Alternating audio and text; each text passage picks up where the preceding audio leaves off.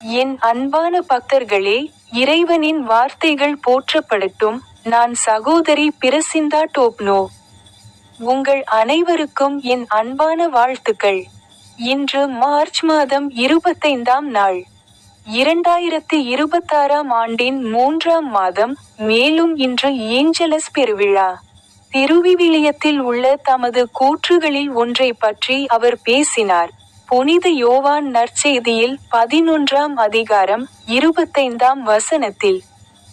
அவர் கூறினார், இயேசு அவளிடம், நானே உயிர்த்தெழுதலும் ஜீவனுமாக இருக்கிறேன். என்னில் விசுவாசம் வைக்கிறவன் மரித்தாலும் அவன் ஜீவிப்பான் என்றார். உங்கள் அனைவருக்கும் என் அன்பான வாழ்த்துக்கள். மேலும் எனது யூடியூப் சேனலில் உள்ள ஸ்டிக் பொத்தானை அழுத்த மறக்காதீர்கள்.